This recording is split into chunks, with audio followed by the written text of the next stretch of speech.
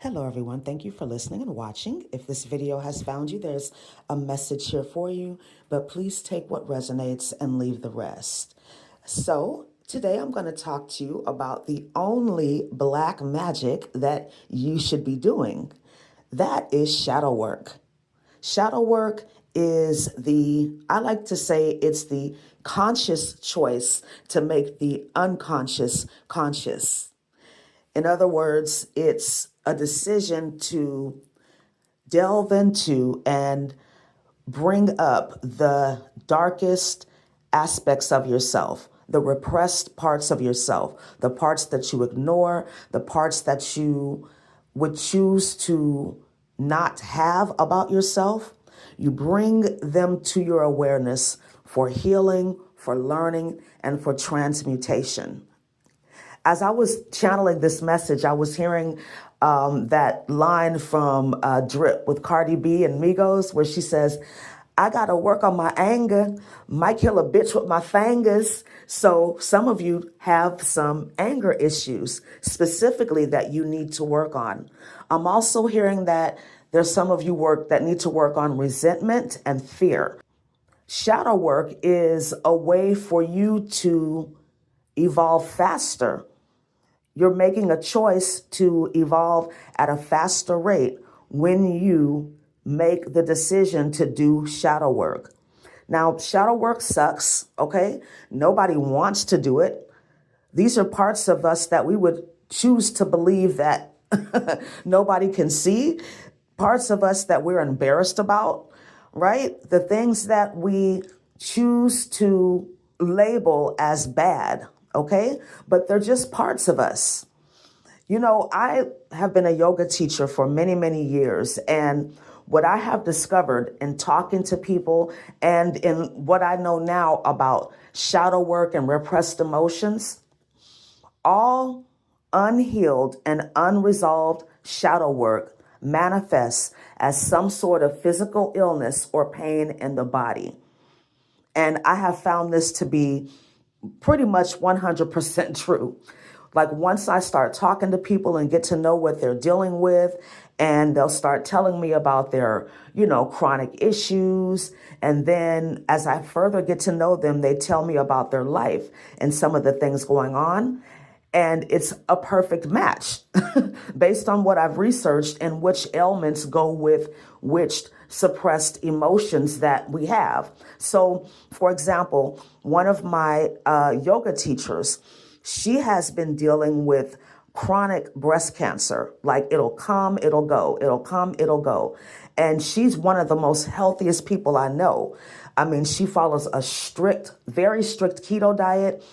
Her classes are hard as fuck, okay? And she's like 7 years older than me. And she's like walking on her hands and splits and head, leg behind her head, all of the things, right?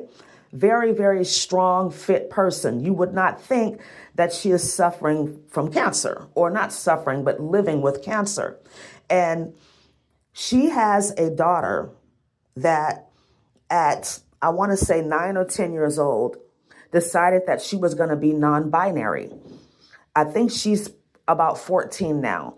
And this, although she was supportive of her daughter, there was some resentment there because in reality, she did not want her daughter to make that choice.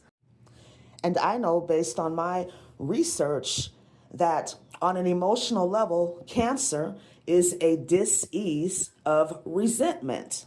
When it's in the breast area in particular, it could be that you're over mothering a situation, or you feel like you're not being heard. You feel like you're being stifled, like you can't breathe, that you don't have a voice, that you don't have an opinion, that you don't have a choice in a matter. She did not want her daughter to choose to be a part of a group of people that are targeted, so to speak.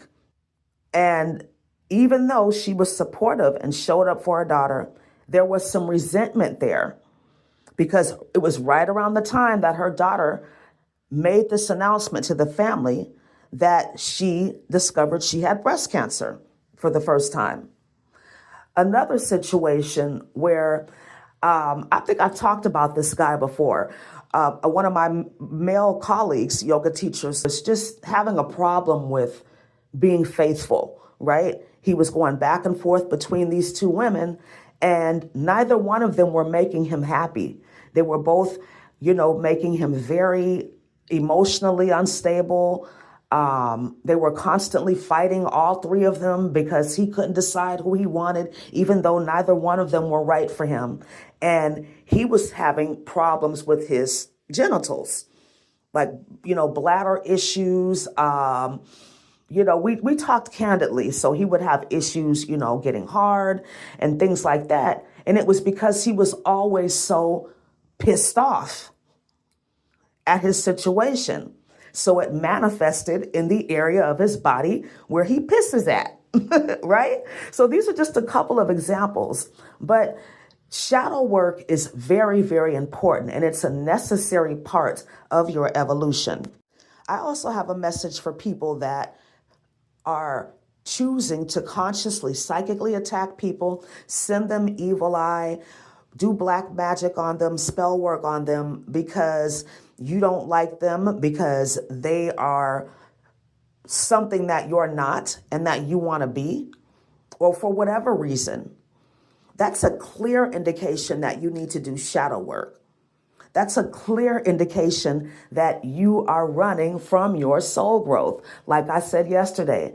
And shadow work will be very beneficial for you in your healing that part of you that thinks that you need to attack other people. That is your issue. That is your issue. And it will manifest in your body as some sort of physical illness. From a spiritual perspective, that's karma, right? What you give out comes back to you.